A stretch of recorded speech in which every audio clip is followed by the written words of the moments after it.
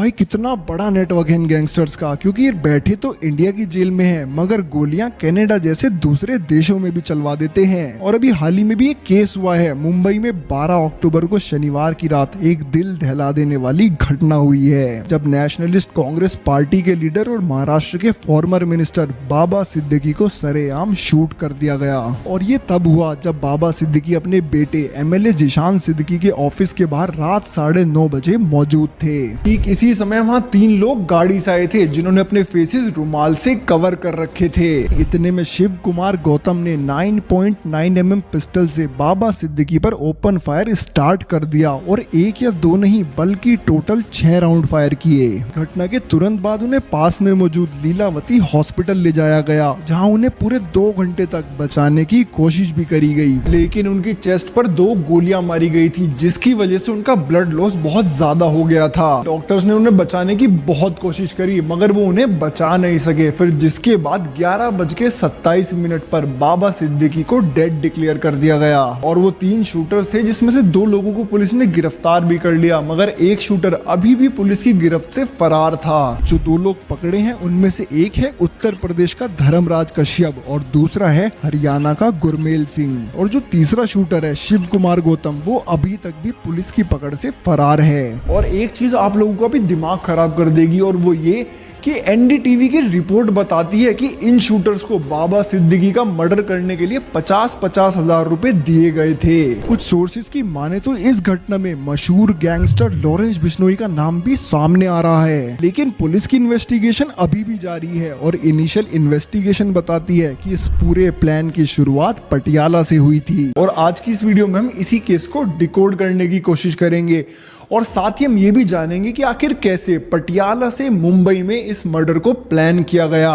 पंजाब का एक व्यक्ति है जिसका नाम है मोहम्मद जिशान अख्तर और उसकी एज मात्र 21 साल है। 2022 में पंजाब पुलिस ने जिशान अख्तर को जलंधर से ऑर्गेनाइज्ड क्राइम, मर्डर और रोबरी के चार्जेस पर अरेस्ट किया था।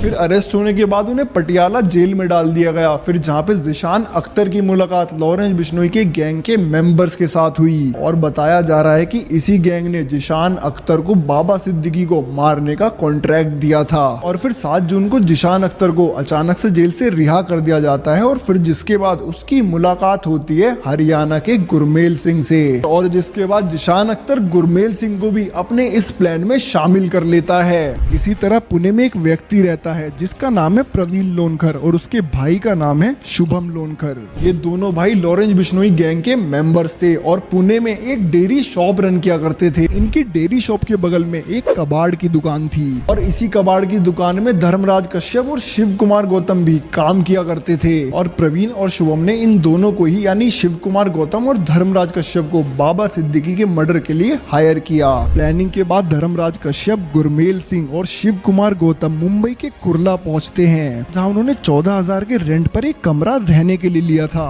यहीं से वो हर रोज बाबा सिद्दीकी के घर और उनके ऑफिस की रेखी कर रहे थे और उनको मारने के लिए सही मौके की तलाश में थे। और कुछ इस तरह बाबा सिद्दीकी के मर्डर का प्लान किया गया था, और जिसकी जिम्मेदारी लॉरेंस बिश्नोई की गैंग ने ली है। और इसके लिए लॉरेंस बिश्नोई के गैंग मेंबर ने एक फेसबुक पोस्ट भी किया। मगर एक सवाल अब सबके मन में आता होगा कि भाई आखिर बाबा सिद्दीकी ने लॉरेंस बिश्नोई का ऐसा क्या बिगाड़ा था जो लॉरेंस बिश्नोई को बाबा सिद्दीकी के ऊपर ये अटैक करना पड़ गया। देखिए दोस्तों, ये बात जग जाहिर है कि सलमान खान और बाबा सिद्दीकी काफी क्लोज फ्रेंड्स थे और बाबा सिद्दीकी सलमान खान की काफी हेल्प भी किया करते थे। लेकिन लॉरेंस बिश्नोई की गैंग सलमान खान और दाऊद इब्राहिम के एकदम खिलाफ है और उन्होंने अपनी पोस्ट में भी कहा है कि सलमान खान, हम ये जंग नहीं चाहते थे पर तुमने हमारे भाई का नुकसान कराया, और जो भी सलमान खान या दाऊद इब्राहिम की मदद करेगा उसका हिसाब किताब तो किया जाएगा। और बाबा सिद्दीकी का मर्डर 3 दशकों बाद पहला हाई प्रोफाइल पॉलिटिकल मर्डर है। अर्ली 1990s में भी इसी तरह बीजेपी एमएलए रामदास नायक और प्रेम कुमार शर्मा को भी शूट कर दिया गया था।